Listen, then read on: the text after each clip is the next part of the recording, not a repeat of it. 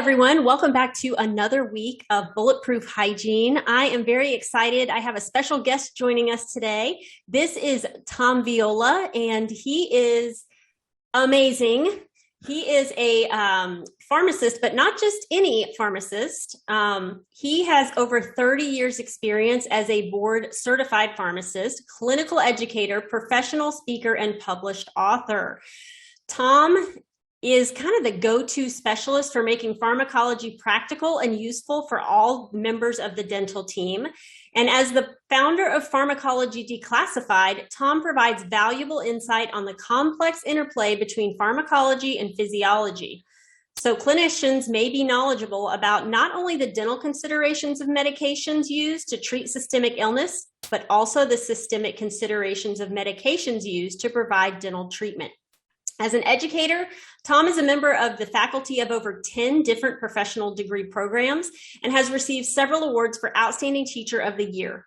As an author, Tom is well known for his contributions to several professional journals and has served as a contributor, chapter author, and peer reviewer for several pharmacology textbooks, and currently serves as a consultant to the American Dental Association's Council on Scientific Affairs. As a speaker, Tom has presented over 1,000 informative, humorous, and engaging continuing education seminars and webinars to dental professionals internationally since 2001. And Tom, I got to be honest, it's confessional time. Pharmacology was not my strong suit in hygiene school. In fact, it was a thorn in my side. It was the only course I didn't do very well. Unfortunately, our professor was not very engaging. So I love that you come at this with a just really practical, but also humorous approach to make it engaging, because it is such an important thing for what we do day to day. You know, as the hygienist, I think honestly, when our new patients come in, our new patients start with us in my practice as the hygienist, and we sit down knee to knee and eye to eye with our patients and go through this medical history.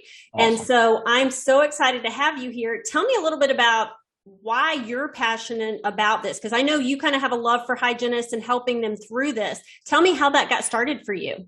Sure. Well, I won't be the first one to confess to you that pharmacology was not my best topic either. How about that? Wow. You know, as a pharmacist, that's saying stuff. Yeah. Like, how can I, as a pharmacist, not be an expert in pharmacology? But I never really was that interested in the subject because I couldn't find a use for it. You know, as a pharmacy technician for a lot of years before I became the pharmacist, I watched pharmacists in action and I thought, well, okay, to be a good pharmacist, what do you have to do? Count pills really fast and pour from a big bottle into a small bottle and don't look and don't spill. And if you could do that, well, you're a good pharmacist. So that's what I thought. Pharmacology, smarmacology, nobody cares about that. It's one other subject I have to take, pass, and be done with. And then something happened along the way. Two things happened, really. One, on a more 10,000 foot level, your patients became medically complex. Yes. And I know this because when I first started in dentistry, I remember the intake form we used to use to have patients fill out when they get started. And I helped design the form. And at the bottom of the form, I left spaces for people to write the names of the medications. I wanted them to write the names, okay, to see if they even knew what they were taking. All right, so how many spaces did I leave at the bottom of that form, people to fill in with their medications? Probably not enough, unfortunately. Well, you would think, right? But actually, I left 5 spaces, and most people only filled in like 3. Okay. Every so often, I have some guy who'd like have 6 medications, and because being the boy from Brooklyn, I would say, "Really? You screwed up the form because who takes that many medications?" So imagine 25 years ago, people only took 2 or 3 meds. Now, if you have cardiovascular disease alone, you take 2 or 3 medications. Right. Right. If you follow any of the think tanks in dentistry, what do you know? It's periodontal disease, cardiovascular disease, diabetes, comorbidities, right? Okay, so add diabetes on. That's another 2 or 3 meds right there. Now, respiratory, GI, endocrine, central nervous system, all of those possible disorders, let's say it's 1 or 2 drugs each. It's not uncommon to see patients these days taking 8 to 10 medications. I see it every day. I'm sure you do. And now add on dietary supplements, the vitamins, the stuff they do on the weekends, right? Add all that in, and all of a sudden, boy, they got complex fast. Yes. So how I got started and why I love hygienists and why I respect them so much is because my start in dental pharmacology came teaching pharmacology to dental hygiene students 25 years ago. And I'm still teaching at that same school 25 years later. So I've seen 25 classes of hygiene students come and go, and I'm still there. And every year I get older and they stay the same age. I don't know how that's possible. Somehow, anyway. But what I've learned in those 25 years, I've learned to respect hygienists for what they do. And without making this, too political, I've seen a lot of people not give hygienists the respect that they're due. And that always irks me. And so because I speak nationally on pharmacology now to both dentists and hygienists and anybody who will listen at this point, I'm always an advocate for the hygienist. Sometimes that gets me in hot water. Sometimes people come to me and say, you're always talking about the hygienist so glowingly. It's not just the hygienist, it's everybody who makes up the team. And I say, yeah, but the hygienist is the reason why people come to see you in the office. Right, right. People come to see the dentist when they have a problem. I get that. And no offense to dentists. They do a great job, and I'm real proud of what they do too. But the hygienist is the front and back door of any office. It's the first person they want to see. It's the last person they want to say goodbye to. And so you're right. That's why you make such a difference. And you save lives. Again, no offense to dentists and assistants who are in and out of the operatory in minutes sometimes. But you, as you said very well before, knee to knee, eye to eye, you are going over the medical history. You're getting all of the information. And you save lives because your patients make sometimes bad choices. Right. And when a knowledge of pharmacology, you can guide them. Yes, yes. And so I'm so grateful for you being here today, because because you mentioned, we've got patients now, it's not uncommon to see patients that are taking 8 to 10 medications. And, it's easy for my eyes to glaze over as I'm looking at this list, and I don't know what all of these are for. And a lot of times the patient doesn't know, and I'll say, oh, tell me what that's for. And then they're like, oh, I'm not really sure. Or, it'll hit where a patient comes in and says, oh, I started a new high blood pressure medication, but I don't remember what that's called. I see that all the time. So help us kind of wade through when we have these patients that have these laundry lists of medications to where we start and what we need to really know when we're looking at that. Very good. Okay. The first thought that pops in your head is the greatest blessing ever bestowed upon dental hygiene was you could take the patient's medical history directly from the patient themselves, right? They're sitting right there. Yes. They're their own best reporter, right? And the greatest curse ever inflicted upon dental hygiene was you could take the patient's medical history directly from the patient themselves, because they're not the greatest reporter of their medical history. Correct. First of all, they don't want you to know necessarily. No offense, okay? They feel like it's not important. I'm just here to get my teeth cleaned. Why do you need to know? That's not your parameter. Yeah. Why do you need to know? You're working up here. You don't need to know about this. And every time someone says that to me in the clinic, I make my students crack up by saying, this is connected to this. If you don't want that, I'll get the chainsaw. We'll take that right out. The rest of you can wait in the car. Leave your head behind. Come on. And people start laughing. And oh, I guess you're right. Yeah. So first of all, they don't want you to know. And I think the reason is because they're shy. They don't want to just tell some stranger everything about them, right? Yes. Also, as you said very well, they may not know. Yeah. They just don't know. What blood pressure medication do you take? The white one. All right, that narrows it down.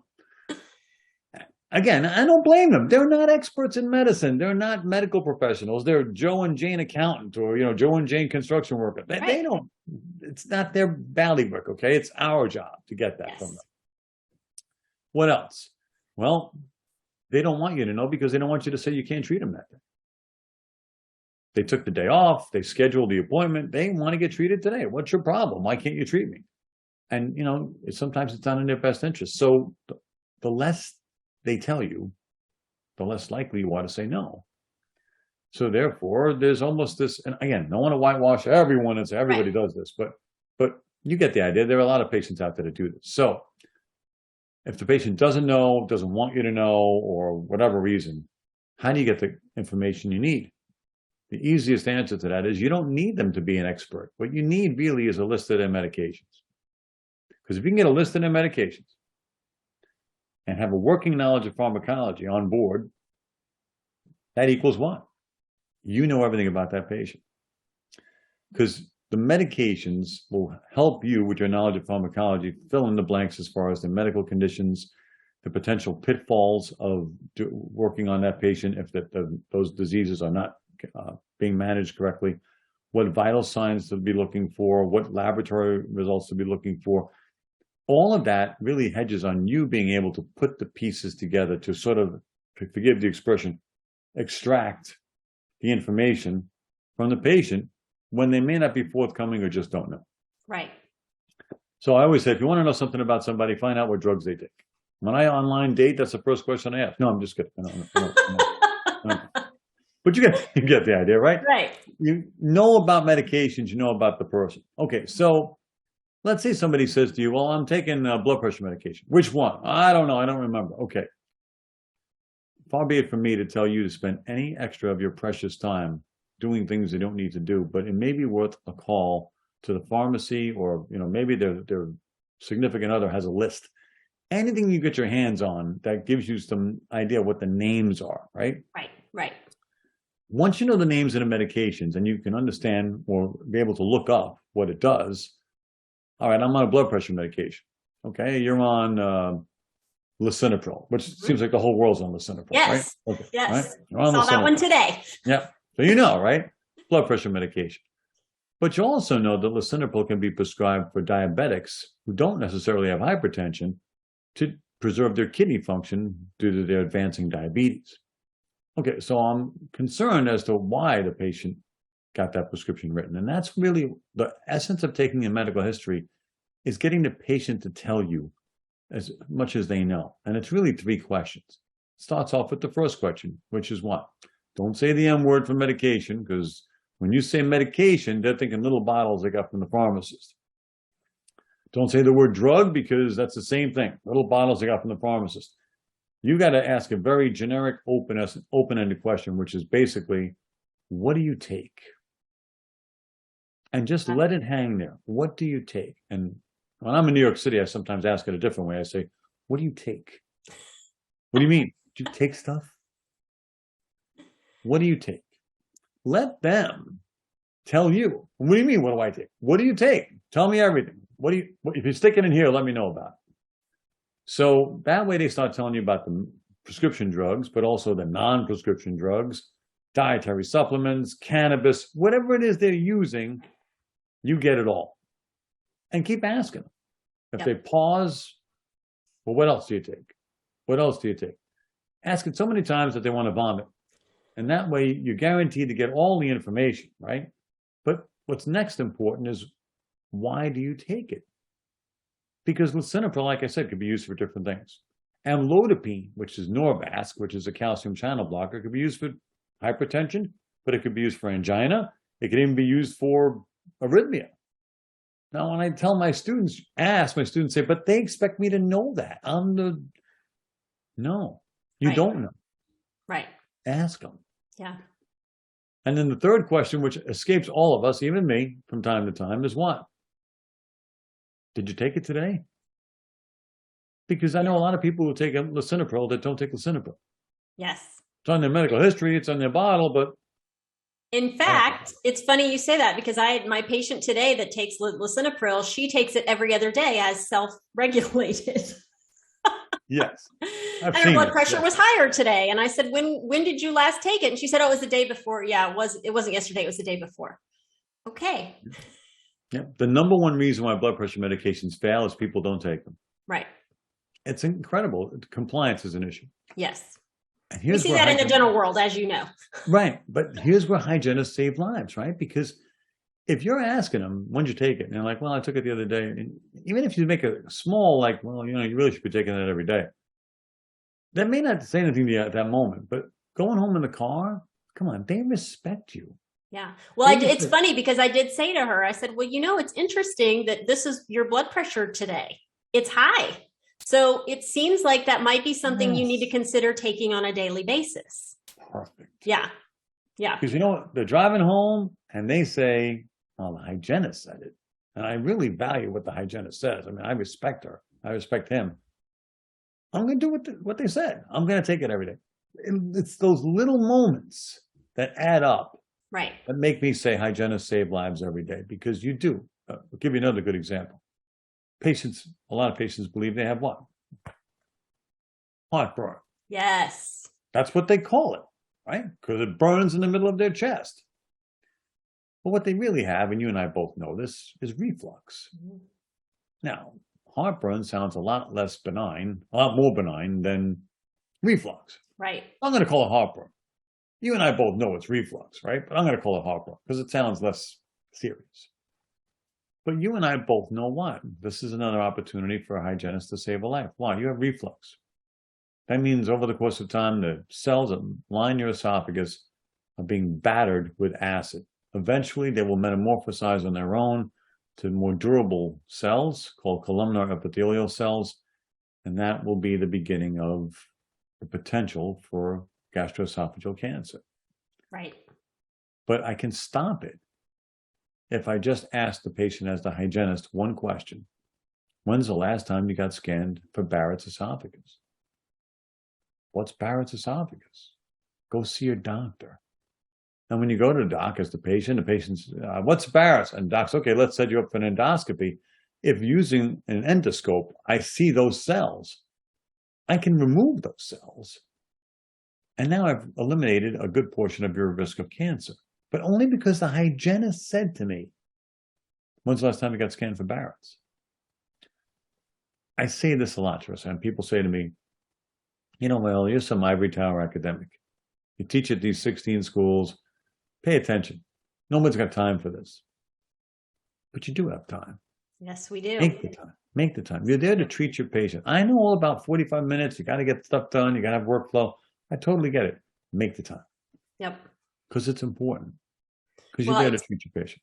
It's interesting. I just did a podcast talking about normal is not healthy, because the current status of our society and it seems to be disease is the norm these days when you look at all the stats. And it's so interesting to me. I had a patient, I guess 2 weeks ago, who, when I was going through medical history, she told me that she took antacids every day. And I said, well, tell me more about that.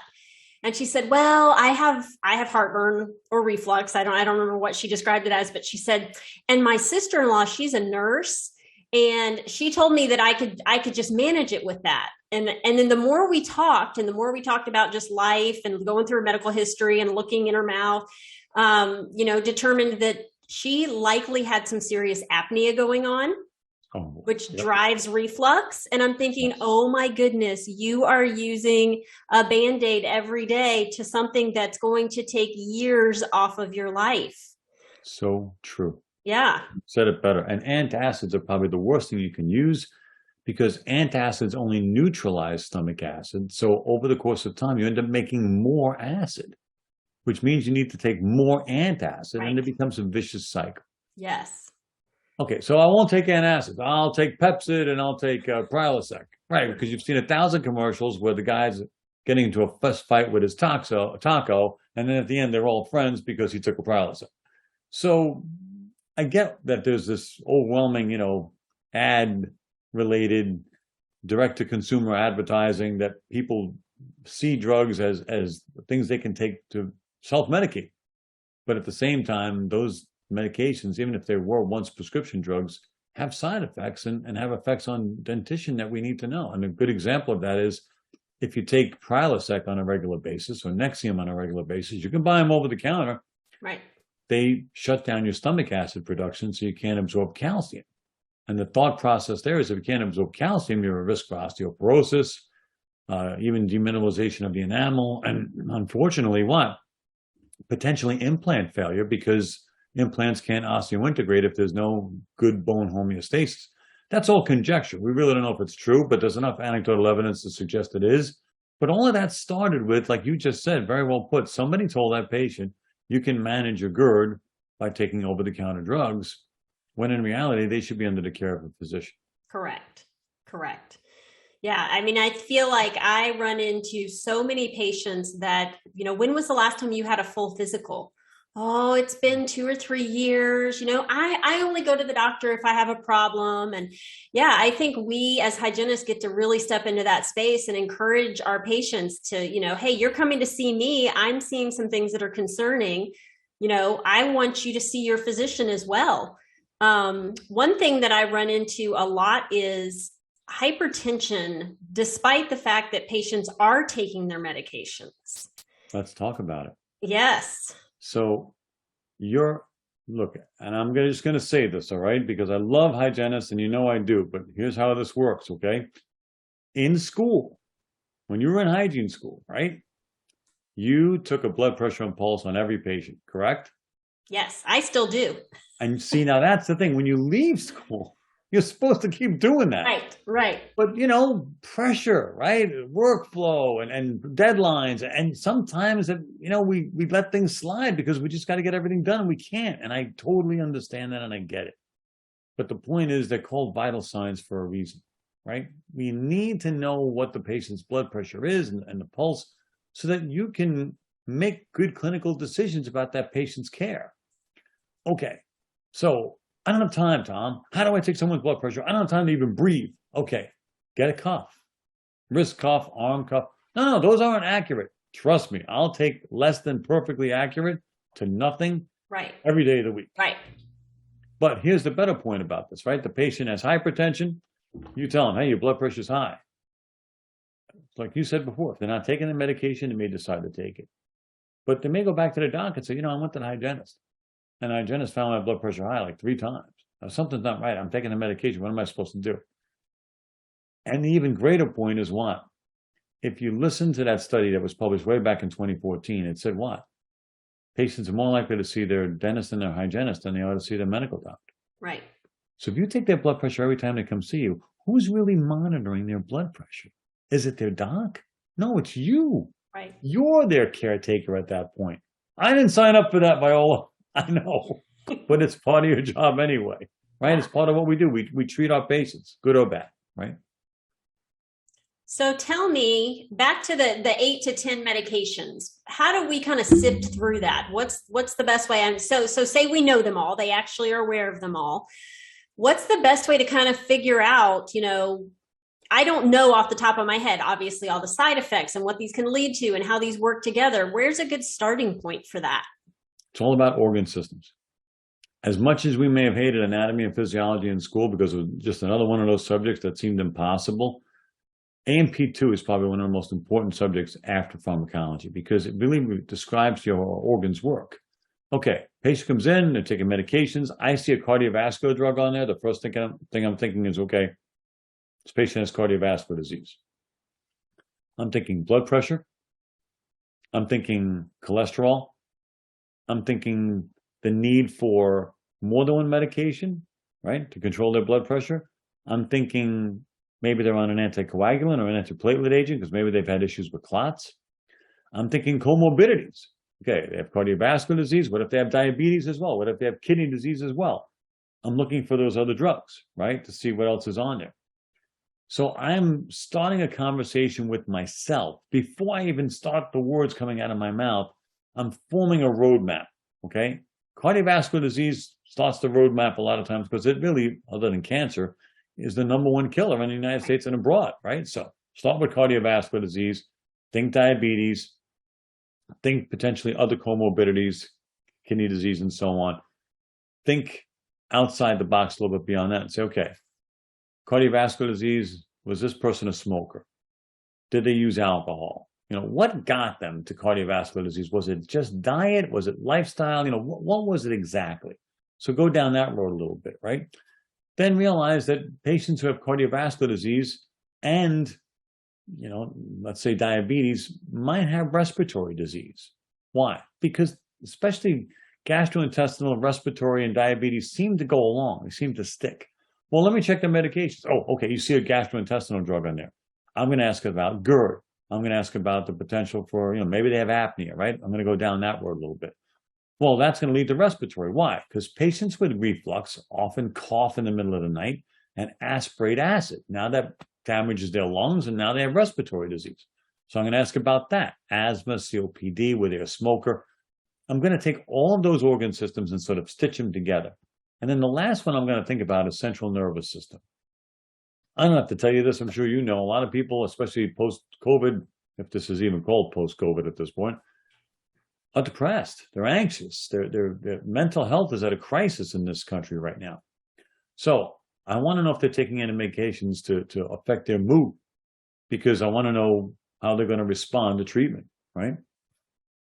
And realize that there are some patients with special things going on in their lives, whatever, the loss of a family member, or maybe they're transgender and they're struggling with that. I've got to be sensitive to all of that. I have to know exactly what's going on in their life, even if it is a little invasive to ask. I've got to know all that's going on, because I can then get a snapshot of this patient and say, what's the best route of treatment? Here's the thing, not just for me, the hygienist. As I tell all my students, you're the hygienist. You're the front and back door of the office. People come to see you, but at the end of the day, it's a team. Yes. Right? You want to be the hygienist who's the most knowledgeable about that patient and the most knowledgeable about pharmacology. Why? Because working in a dental office is like working on an island, a deserted island, right? You're just on this island. You don't have contact with anybody else, just you, right? So your knowledge of pharmacology in that office is limited to the smartest person in pharmacology in that office, okay? Could be the dentist, could be you. But one person's going to be the fountain of knowledge when it comes to pharma. Let it be you.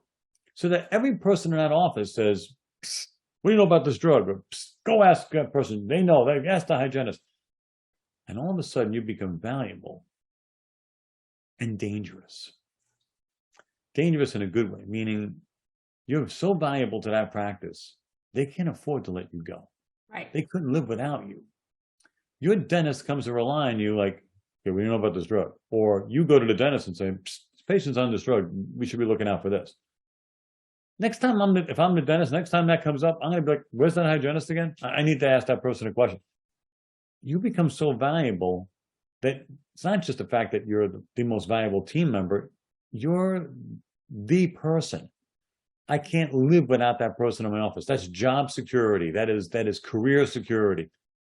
And yet, at the same time, you're still delivering great care to your patients. I love my hygienist. Why? Because she does exactly that. And she's one of my former students. She asks me questions. I'm sure it's intimidating because she must be like, wait a minute, if I don't ask this guy the right question, he knows the right question. But she's great because she does exactly that. She does everything I taught her. And I keep saying to her all the time, you remember everything, don't you? And she said to me, you told me to remember everything. Remember, you said be valuable. And I'll never forget that, because it got me like, wow, somebody actually listens. One of my students actually paid attention, because with everything else you're doing in hygiene school, she listened to that and remembered it. So I pass that on to everybody I can, that it's important as a hygienist to be valuable, not just to yourself, not just to your patient, but to the team around you. Yes, 100%. Yeah. Tell me a little bit about what we should look for from an oral aspect of side effects to some of these really common drugs out there. What a good question. Okay, I will tell you, the first thing that's going to pop in anybody's mind, and rightfully so, is xerostomia, right? Yes, for sure. They say over 700 medications cause xerostomia. Okay, well, are there that many medications? I guess so, right? So it seems like every medication causes xerostomia. Fine, but now think about some other drugs that have some other effects, okay? So again, some obvious ones. Gingival hyperplasia, okay? Amlodipine-induced gingival hyperplasia is on the rise right now. Ask people in practice, they'll tell you why. Amlodipine is much more popular than it ever was. Why? It's been around forever. Because amlodipine is high on the list now of the drugs that most cardiologists recommend when they're trying to control hypertension. Okay, so amlodipine's big, therefore amlodipine-induced gingival hyperplasia, or gingival enlargement now, is considered a big deal all of a sudden. Okay, so you have xerostomia, gingival enlargement. What else? Okay, how about clenching? A lot of medications cause clenching, especially SSRIs, right? Selective serotonin reuptake inhibitors. They cause clenching. Okay, so what does clenching mean? Number one, TMJ issues, right? myofascial banding, overdeveloped masseters so they can't open beyond the 2 fingers, right? That makes it hard for you to do your job. Right. Then what? Broken cusps, fractured crowns, vertical fractures in the teeth, right? Sensitivity. Yep. Then Recession and abfraction. Pain. Yeah. Exactly. Pain and then add on xerostomia, add on the fact they have to wear appliances. Wow. That's a lot. Now, can you tell a patient to stop taking it? No. Because that's the drug that's working for them. So you have the challenge as the hygienist, the dentist, whoever, to work around all that. Because that's for the best, the patient's best. That's you're doing what you need to do to give the patient the best chance of getting the help they need for their condition. And I will say this also, which I hardly ever forget to say. I don't want to forget this time. Remember that one of the main side effects of medications to treat depression and anxiety is suicidal ideation. Now, I know this is cruel irony, right? Because you take the medication, right? You're anxious, you're depressed. By the time you reach out to the doc, you're pretty upset, you're pretty anxious, you're pretty depressed. They give you the medication to take, and for the first couple of weeks, all you think about is suicide. Now, what more cruel irony can you get? So I always say this, I'll say it now too. In college, I had to work my way through college. How did I do it? I was a bartender. What did I learn being a bartender? How to listen and how to speak. Because if you don't listen and speak at the right time when you're a bartender, you get one of these, right? So, and that's bad for my teeth, right? So I listened and I spoke when necessary. I'm asking everyone, every hygienist who's listening to do this as well. Be the bartender. If I have suicidal thoughts, I may not tell my family member. I may not tell my doctor, physician's assistant, nurse practitioner. I may not tell my clergy person. But I might tell somebody who I think is in the medical professions, who I respect, who I care for, who I know respects and cares for me, who's someone who's easy to talk to, someone who's approachable. That's you. I'm going to tell you. Right. Are you listening? Because if you're listening, you'll hear the words. And when you hear those words, speak. Now's your chance, right? Give them the suicide prevention hotline number. If they're transgender, give them the number for the Trevor Project. Give them the resource they need at that moment so that when they leave your office, they have hope. Because somebody listened and somebody spoke. Now, has it happened to me? 3 times over my career, where I got anonymous letters from people saying, you don't know me, I'm not going to tell you my name, but that day you were there and you said that thing. If you didn't say it at that moment, I don't know, I was going to go home and do something bad to myself. All right, that's 25 years, right? But 3 times to me means I may have saved 3 lives. Right. Trust me, that's just me, the pharmacist, okay? Working in a clinic sometimes with my students, you're on the front lines every day. So when I talk about side effects, I don't just mean tangible side effects. I mean sometimes intangible side effects, right? Effects on their mood and their behavior. Step in when you can. Again, I know what you're thinking. I would say the same thing. I didn't sign up for this. I signed up for oral health care. But it comes with so much more. Comes with the territory. Absolutely. Yeah. Talk to me just a little bit about blood thinners, because obviously a lot of what we're doing in hygiene, there's a lot of gingivitis, there's a lot of periodontal disease out there. We see, unfortunately, a lot of bleeding in our chairs. What kind of considerations should we be mindful? And this is kind of a refresher of when we're looking at blood thinners and thinking about treating those patients. Yeah, I couldn't have said it better. I mean, first, I got to laugh because some people say when their gums are bleeding, they say, well, that's because I'm on a blood thinner.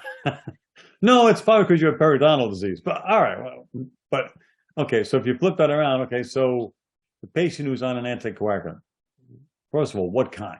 All right, so let's take a step back and say you're on a drug for a thromboembolic disease, okay? You might be on an antiplatelet agent, first of all. You might be on aspirin or Plavix or Effient or Brilinta, right? These are antiplatelet agents, which are technically not anticoagulants. They just make your platelets less sticky. So the chance of bleeding is there, but it's not as great as if you were taking a true anticoagulant, like Coumadin Pradaxa, Xarelto, Eliquis, and this new drug, which is my favorite because I love the name, Sabesa, because it sounds like cerveza. So don't tell anybody I said that. So when you're on one of those, okay, now as on anticoagulant, there's an increased risk of bleeding. Now, people had trouble with the newer anticoagulants, Xarelto, Eliquis, because they said, how's this drug safe? I mean, I know Coumadin is safe, but these are brand new drugs. I don't know if these drugs are safe. Turns out they're very safe. No offense to Coumadin. Coumadin is a good drug too, but can you bleed to death taking Coumadin? Yes. Ask any rat. Okay. The main ingredient of rat poison is Coumadin. Okay. So you can bleed to death taking Coumadin. Well, if you're going to bleed to death, I need a test. And so we had the INR test to tell us how close you were to bleeding to death or clotting to death, depending on the results, right? Well, these new anticoagulants don't block all clotting factors like Coumadin does. They only block one. Therefore, the blood test is not necessary. I could take an anticoagulant and not have to take a blood test every 2 weeks. Sign me up. Yeah, but there's no blood test. So how do I know if the patient's going to bleed to death or clot to death? I don't. I don't know if it's safe to work on this patient. I don't. That's a little bit troublesome for dental professionals. And the other thing about these drugs is for the first 10 years that they were available, there was no reversal agent. So at least with Coumadin, you could always reverse Coumadin with what? Vitamin K, right? If you had too much Coumadin effect, they'd probably either give you vitamin K or, or make you increase your intake of vitamin K. How do you get vitamin K? Spinach, kale. Anyway, so green leafies, which is why your patients were told don't eat green leafies when they're on Coumadin, right? Okay. But these newer ones, you had to have a specific reversal agent. And the reversal agent wasn't available when the drug first came out. So get this, you could have been on Xarelto or Eliquis, and for 5 years, let's say, and in that 5 years, if you fell down a flight of stairs, got into a car accident, whatever, had internal injuries and bleeding, you probably would have died. That's how desperate people were to take an anticoagulant without that stupid blood test. Now we've got reversal agents for them. They're pretty safe drugs, and they're probably safer than Coumadin if you do ask the patient to stop taking them. But I've got to caution everybody listening. That's typically not the norm.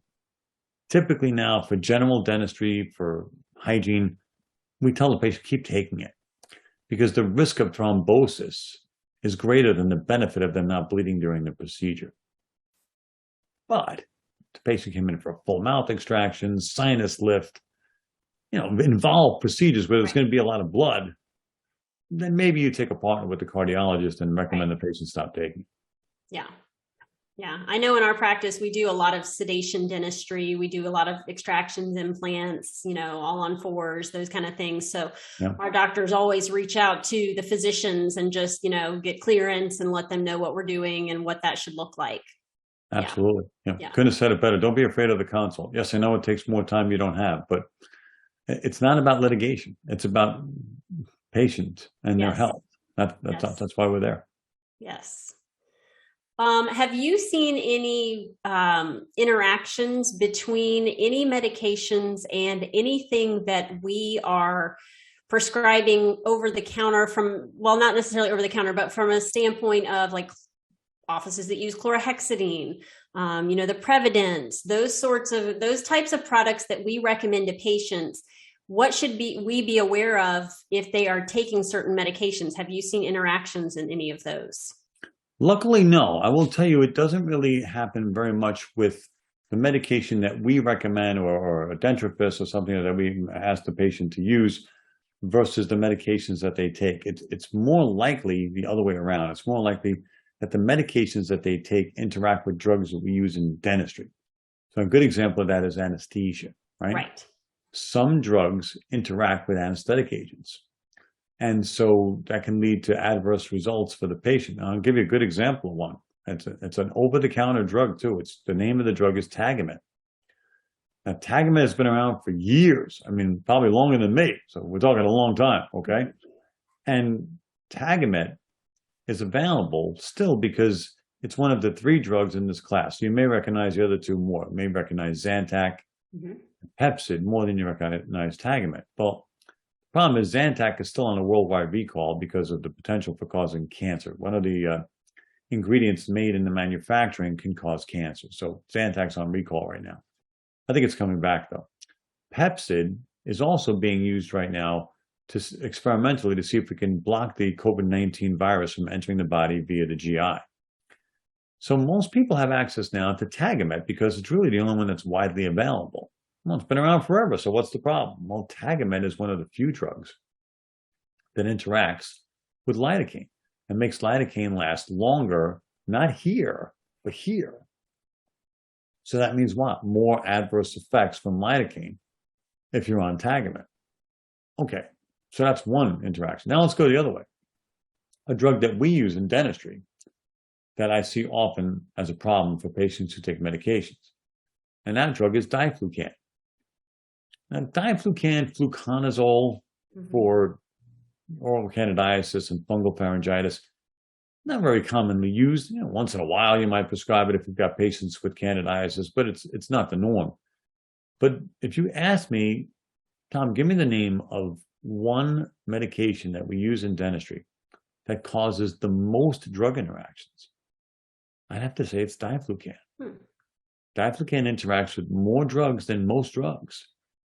So imagine you're prescribing this diflucan, right? Your doc's prescribing this diflucan. Yeah, it's 1 dose, maybe wait a few days, take another dose. But in that time frame they're taking diflucan, all of their other medications potentially are affected. And you see how dentistry, right, dental hygiene, and medicine interact, and that's the crossroads. The sad part is, for years we treated patients like what? 2 separate patients. They were a medical patient and they were a dental patient, right? Only now we're starting to see the convergence and realize we're really part of a much bigger team here, not just our team, but the overall team, right? Absolutely. Yeah. So we, in our practice, we do a good bit of salivary diagnostics, Awesome. specifically for periodontal disease. And this is my 26th year of practice, and yeah, thanks. And, for a long time, and again, I'm still kind of on the fence between prescribing antibiotics because of the GI long-term ramifications. Sure. But I'm also seeing, as I'm doing these salivary diagnostics, I'm seeing patients that I have been treating, for years that are perio maintenance patients that I still see active bleeding and inflammation. So, we have this tool and I'm saying, hey, let's actually see what's going on here. And I'm getting these results back, and there's substantial pathogenesis going on with these bacteria. And so I have been stepping into where we are prescribing more antibiotics, and it's very commonly, amoxicillin, ciprofloxacin, metronidazole. Those are, kind of the most common. So I'm just curious, what do we need to be aware of from their medical history when we're looking at those kinds of prescriptions? When would we say, oh, this might not be a good idea? Right. So we prescribe antibiotics in dentistry, depending on how you look at it, somewhat frequently. Okay. Right. Not as much as some other prescribers do, but fairly frequently in dentistry when we need to. Okay. When we're treating oral infection. Now, antibiotics as a rule are pretty benign. They don't really interact with many medications, although some do, right? So, for example, if you wanted to look at amoxicillin really doesn't have direct drug interactions, but indirectly it can influence bacterial flora. And that can affect other drugs, especially oral contraceptives. Has there been any proof that that's really true? No. Why? I guess it's hard to get volunteers. Here, take these 2 drugs. Let's see if you get pregnant. I mean, obviously, that may not be an easy thing to do, but the point is there's a potential there, and I'm sure a lot of people have heard that. Whether it's not proven, it's anecdotal. Okay. But let's say the patient's penicillin allergic. Okay, then our next choice is clindamycin. Good drug, don't get me wrong. Clindamycin's a great drug, especially if you have deep-seated infection. I'd want clindamycin. But clindamycin can cause, although any antibiotic that we use in dentistry can cause it, clindamycin causes more C. diff-related disease, right? C. diff-related infection. Right. Okay. So then maybe we'll use azithromycin. Right. Okay, now azithromycin, also known as the Z-Pak, a lot of people recognize it as that, is a good drug. Now, why would I use azithromycin? Well, it's not related to the penicillins, right? So there's no potential allergy. But azithromycin has been linked to drug interaction, and it has been linked to the potential for arrhythmia. Now, when people take Z-Paks, they may not read the package insert they get that says that azithromycin has been linked to potential for arrhythmia. Well, that's because it's only really in patients who are predisposed to arrhythmia. Well, who's predisposed to arrhythmia? How about somebody who received local anesthesia? So that could be a problem. Okay. Well, then the next choice I'd have would be doxycycline. Okay, but doxycycline is bacteriostatic, and while it works, that's not one of our favorites in dentistry. Right. We haven't really used it very often. So the American Heart Association last year introduces a new contender, cephalexin, Keflex, and says we should be replacing clindamycin with other drugs, and one of them might be Keflex.